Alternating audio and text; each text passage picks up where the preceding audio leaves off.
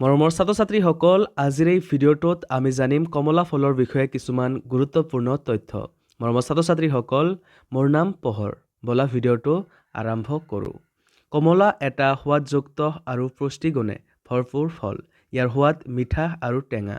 ই মানৱ শৰীৰৰ বাবে অতি উপকাৰী ফল।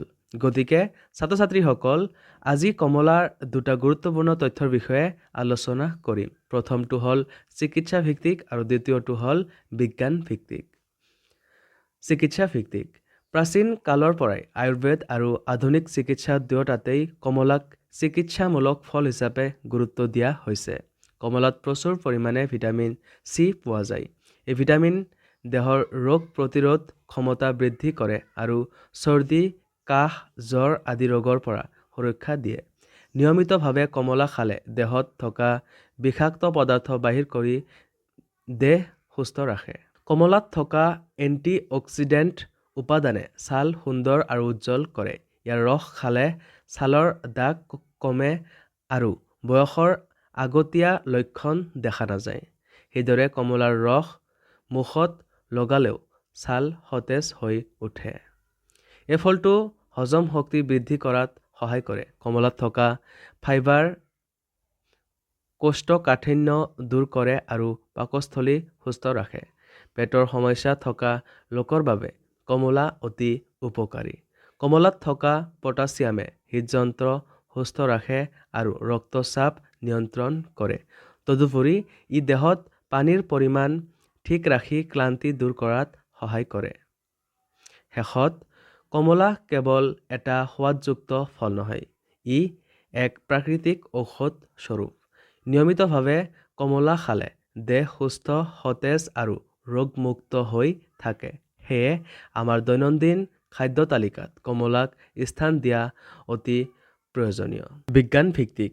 কমলা হৈছে এক প্ৰকাৰৰ চাইট্ৰাছ জাতীয় ফল। বিজ্ঞান অনুসাৰে কমলাৰ বৈজ্ঞানিক নাম চাইট্ৰাছ চিনেনচিছ। ই ৰুটেচি পৰিয়ালৰ অন্তৰ্গত। কমলাৰ উৎপত্তিস্থল মূলতঃ দক্ষিণ-পূব এছিয়া বুলি বিজ্ঞানীসকলে মত প্ৰকাশ কৰিছে। বৰ্তমান বিশ্বৰ বহু দেশত কমলাৰ ব্যাপক খেতি কৰা হয়। বৈজ্ঞানিক দৃষ্টিকোণৰ পৰা চাবলৈ গ'লে কমলাত প্ৰচুৰ পৰিমাণে ভিটামিন চি পোৱা যায়।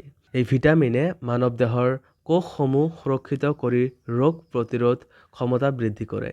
ইয়াৰ উপৰি কমলাত vitamin A, B complex, calcium, potassium আৰু আঁহ উপস্থিত থাকে। কমলাৰ কমলা ৰংটো কেৰটিনয়েড নামৰ ৰঞ্জক পদাৰ্থৰ বাবে হয়। এই পদাৰ্থসমূহে দেহত এন্টিঅক্সিডেণ্ট হিচাপে কাম কৰি মুক্ত মৌল ধ্বংস কৰে। ফলস্বৰূপে দেহ কোষৰ ক্ষতি কৰে আৰু বৃদ্ধিৰ প্ৰক্ৰিয়া সুস্থভাৱে চলে। জৈৱিক দৃষ্টিত কমলাৰ গছটো এটা সেউজীয়া বহুবৰ্ষীয় উদ্ভিদ। ইয়াৰ পাতসমূহ সেউজীয়া আৰু সুগন্ধিযুক্ত। ফুলবোৰ বগা ৰঙৰ আৰু ইয়াত পৰগয়নাৰ জৰিয়তে ফল উৎপন্ন হয়।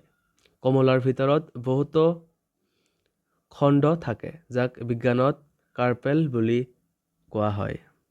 খাদ্য বিজ্ঞান অনুসাৰে কমলা এটা উৎকৃষ্ট শক্তিদায়ক আৰু পানী সমৃদ্ধ ফল। ইয়াত থকা প্ৰাকৃতিক চেনি দেহক তৎক্ষণাত শক্তি প্ৰদান কৰে আৰু পানীৰ পৰিমাণ দেহত সমতা ৰাখে। শেষত ক'ব পাৰি, কমলা কেৱল এটা সাধাৰণ ফল নহয়, ই উদ্ভিদ বিজ্ঞান, পুষ্টি বিজ্ঞান আৰু স্বাস্থ্য বিজ্ঞানৰ দৃষ্টিৰ পৰা অতি গুৰুত্বপূৰ্ণ।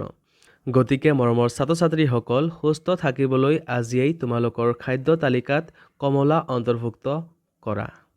ভিডিঅ'টো ভাল লাগিলে লাইক কৰক, শ্বেয়াৰ কৰক আৰু চেনেলটো ছাবস্ক্ৰাইব কৰিবলৈ নাপাহৰিব। ধন্যবাদ।